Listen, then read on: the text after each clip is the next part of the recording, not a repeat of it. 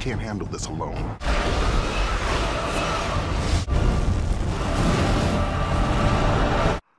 Come on! That's bad. That's really bad. Yes, this movie is really, really bad. I'm TIE Fighter. And I'm TC. And we're reviewing, of course, this worst sequel. God awful. Not really. Rush Hour 3 was. Rush Hour 3. But Fantastic Four, Rise of the Silver Surfer. The movie It's opens. funny because they call it the Rise of the Silver Surfer. And he had no rise. He was in the movie for 5 minutes before they captured him and forced him to talk. And why did Lawrence Fishburne play him? All that you know is at an end. I He was don't talking know. about prophecies and Ever since The Matrix, End of the he's world. gone downhill. yeah, he never really was that good of an actor. Yeah. It'd be funny if his head was clipped onto the Silver Surfer pasted on. Okay, the movie opens out in space. A strange alien planet slowly fades away and implodes.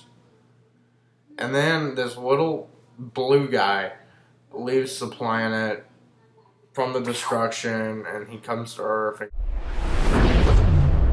on about prophecy, about, and like, he talked about 9/11 and crap, and then the Sphinx gets covered in snow.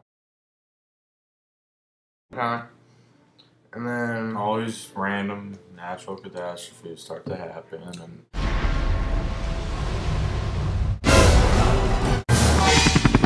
The planet dies. That's really bad. so instead of calling in government scientists that could explain this enigma, they bring in the Fantastic Four.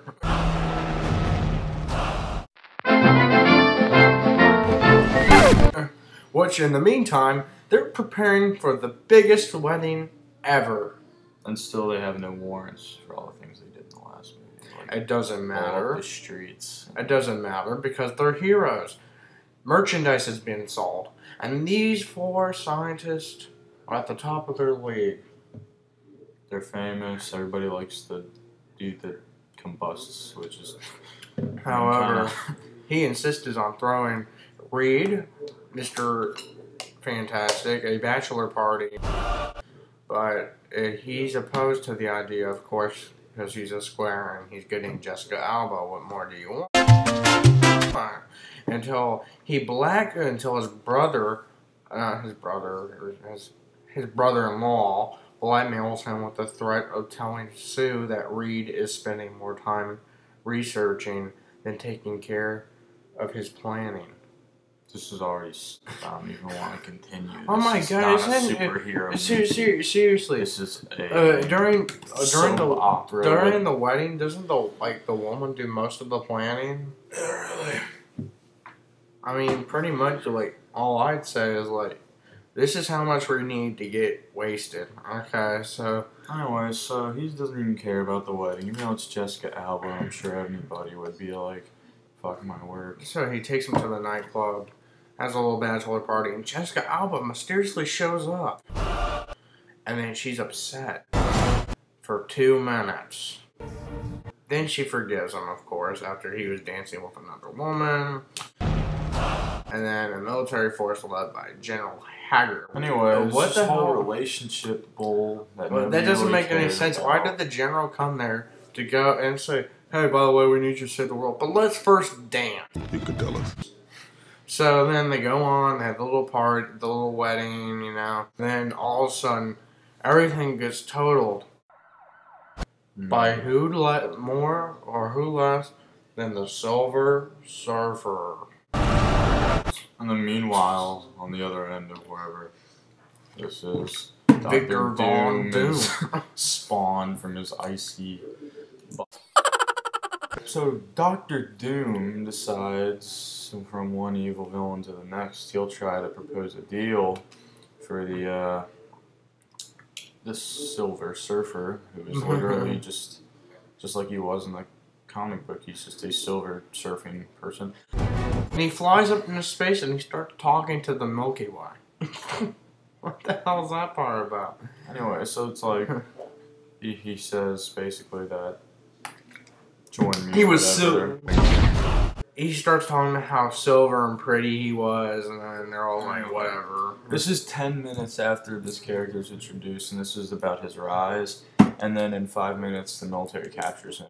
And then next thing you know, we're talking about prophecies, and then something stupid happens because Von Doom gets out, and then next thing you know, all hell goes out because he pissed off at the friggin' Fantastic Four, of course, and then he calculates the idea of the Silver Surfer. So when Silver Surfer mysteriously escapes, he catches him like a bug, puts him in a little jar, and learns his little mysterious ways, so he can start killing the Fantastic Four and then rule the world.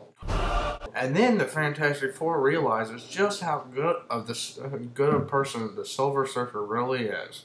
And Doctor Doom keeps on getting thrown. Every single time he gets hit, pushed, thrown, whatever, he does this. He flies back. So then, right after that, the Silver Surfer starts talking about the Milky Way coming to kill us.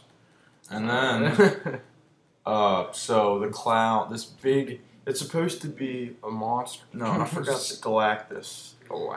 I was never a fan of these comics. I don't know anything about it, but I'm pretty sure Galactus. We have our resources. We have our resources. I was pretty sure that it was like a big monster god thing, and in this movie, it is a big cloud. It is a cloud. It is a big thunderstorm in space. Hurricane Katrina, the orbit, and it just and it comes, and it's just building dramatic tension, and all this lame CG and things blowing up. So of course, the Silver Surfer is gonna understand his cost that his master betrayed him. So you know what he's gonna do? He's gonna fly out, tell him no, and then get killed because he's in the middle of this big cloud. And then while the Fantastic Four are down there finishing up their thing, cloud, which they spent thousands of dollars on CG building up the tension of it coming to New York City of all places, disappears.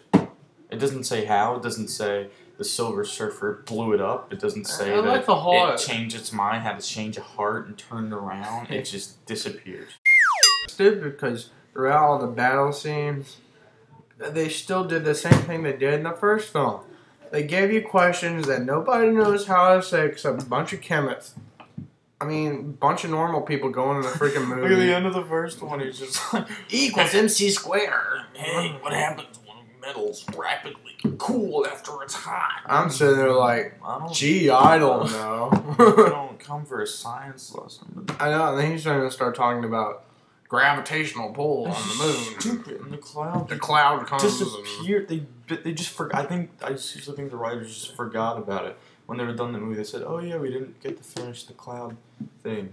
Like, the weather's fine. 2 minutes later, there's no." It's funny how Marvel. It's just funny how Marvel damage. Stupid. It was the stupidest movie I've ever seen. It was the stupidest ending. It was lame superheroes, laid puns, very cheap generic drama, very personality-less characters. It's the same as the first one. There's no progression. It's just a bad superhero movie, and it is a lame movie in general, and I'm going to give it a thumb down. I'm going to give it 2 thumbs down because it was wasted like 90 minutes of my life. 2 thumbs down because Rush Hour 3 would deserve like 7 or something like that. Rush Hour 3. Fine. It gets so I'll give it a thumbs down. And I'm TIE Fighter. I'm TC. And that movie sucked cock.